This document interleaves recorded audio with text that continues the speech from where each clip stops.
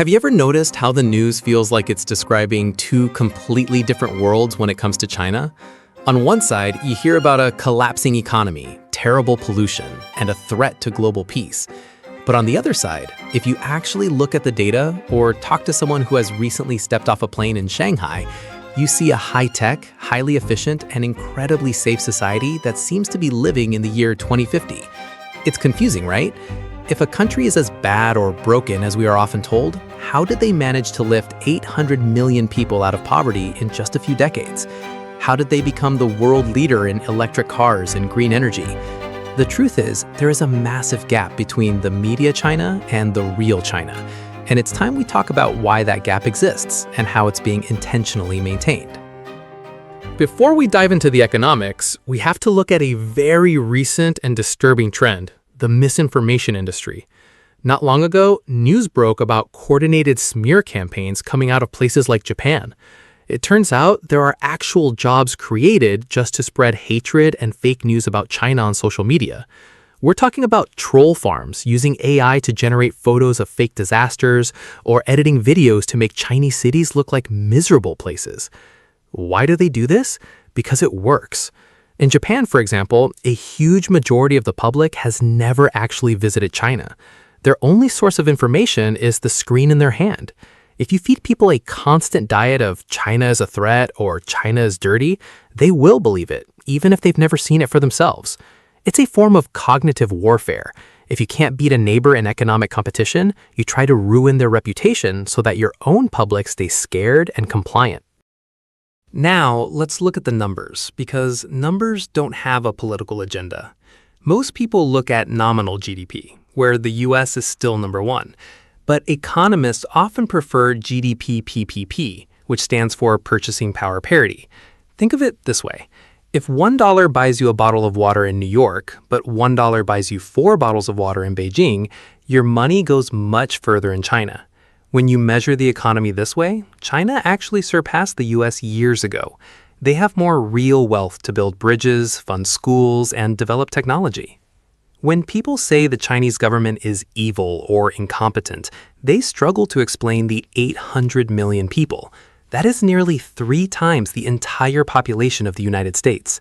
To take that many people from having nothing to having a middle-class life with a roof over their heads, a smartphone in their pocket, and a high-speed train station nearby is arguably the greatest humanitarian achievement in history.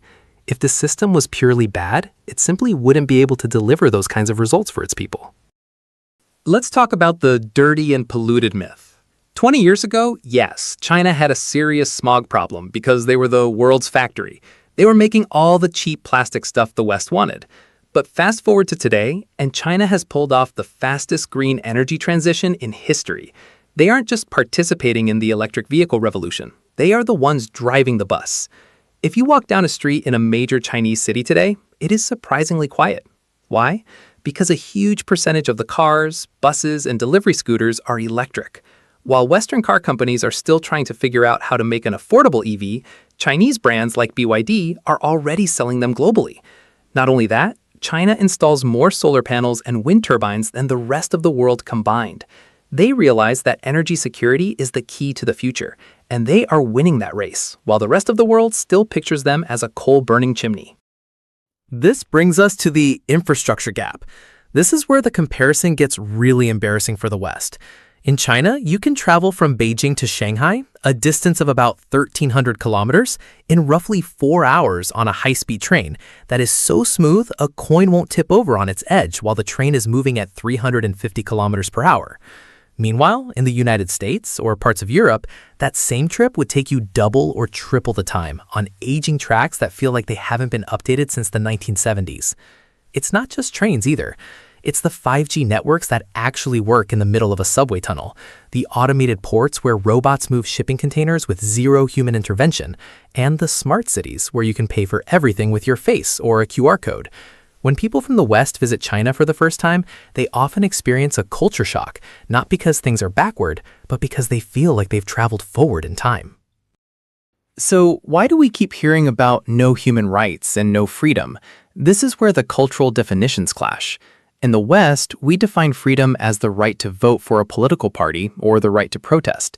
In China, the government focuses on a different kind of freedom: the freedom from poverty, the freedom from crime, and the freedom to see your quality of life improve every single year. If you ask a young person in China what freedom means to them, they might tell you it's the ability to walk home alone at 3 a.m. in a major city and feel 100% safe. Or it's the freedom to know that if they work hard, they can afford a home and a high-tech lifestyle. They see the chaos, homelessness, and rising crime in some Western cities, and they ask themselves, is that the freedom I'm supposed to want? It's a different social contract. The people trade certain political rights for a government that promises stability and massive economic growth. The threat narrative is also fueled by the education system. China isn't just producing cheap toys anymore. They are producing a massive army of scientists and engineers. Every year, millions of STEM graduates enter the workforce. This is why they are leading in things like 6G technology, quantum computing, and artificial intelligence. They have shifted from being a copycat to being the innovator. For a long time, the West assumed China would always be the factory and we would be the brains. Now that China is becoming the brains too, it makes the old superpowers very nervous. When you add it all up, the reason so many people get it wrong about China is that it's easier to hate a caricature than to compete with a powerhouse. If you admit that China has outstanding infrastructure, a clean environment, and a happy, educated population, then you have to admit that their system is working. And if their system is working, it challenges the idea that there is only one right way to run a country. The smear campaigns we see today are a desperate attempt to keep that curtain closed. But in the age of the internet, the curtain is thinning. People are starting to see the vlogs of travelers who go to China expecting a dystopia and finding a futuristic wonderland instead. They are seeing the trade data that shows China as the #1 partner for most of the world. In conclusion, if you want to understand the modern world, you have to look past the manufactured hatred. China isn't a perfect country. No country is. But it is a country that has achieved more in 40 years than most civilizations achieve in 400. Whether it's their 45,000 kilometers of high-speed rail or their dominance in the new 3 industries, EVs, batteries, and solar, China is proving that a focused, long-term vision can change the world. Next time you see a headline about China collapsing or being a dirty threat, take a look at the streets of Shenzhen or the GDP PPP numbers. Ask yourself, who benefits from me believing this? Usually, the answer isn't the people of China. It's the people who are afraid of being left behind. Don't be afraid of the truth. Be afraid of the people who are trying to hide it from you. Reality is much more interesting than a smear campaign. What do you think? Do you agree with our video here? Share your thoughts in the comments below. Did you like what you watched? Hit the like button. And most importantly, don't forget to subscribe to our channel for more interesting content.